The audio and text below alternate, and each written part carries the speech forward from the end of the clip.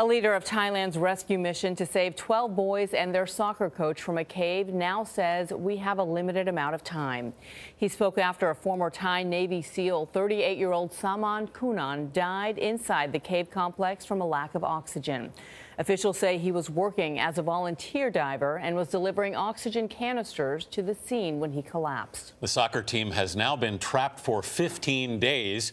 More heavy rain is on the way, and that could bring new flooding inside the cave. Ben Tracy is at the scene in Chiang Rai, where there's new urgency in the rescue effort. Ben, good morning.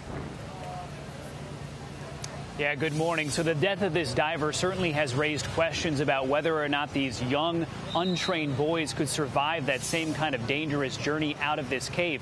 However, the head of the Thai Navy SEALs says that they're going to continue their mission until all 12 and their coach get out.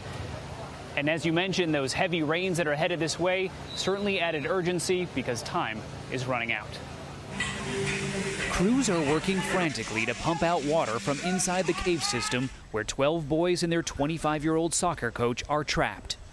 With monsoon rains in the forecast this weekend, floodwaters are expected to once again rise. But that's not the only concern.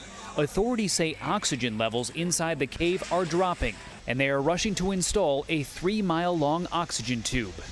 We originally thought the boys could stay safe inside the cave for quite some time, this Thai SEAL commander said. But circumstances have changed. We have a limited amount of time.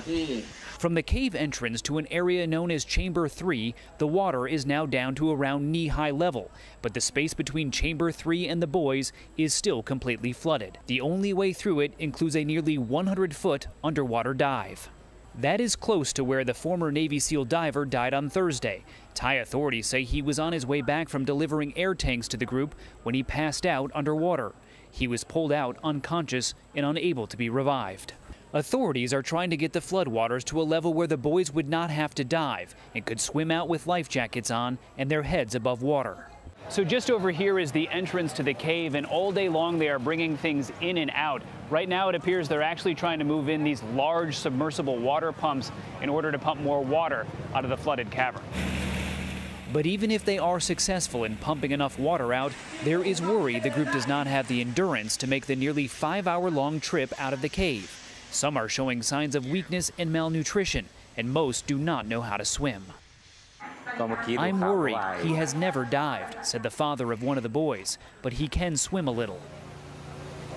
They are quickly running out of options here, so crews are still looking for other entrances to the cave, including from above, and they've talked about even potentially drilling a hole through the mountain to try to reach the trapped boys.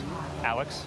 Ben Tracy in Thailand. Thanks, Ben. That story, every day, every chapter of it is gut-wrenching. It is so difficult to watch. Yeah. I mean, I don't think we can overstate how much everybody in the world is watching and rooting for these children. Yeah. And difficult for us. Imagine what parents are going through. Unfathomable. And if you had any doubts about how dangerous this is, the loss of that diver tells you. Thoughts and prayers.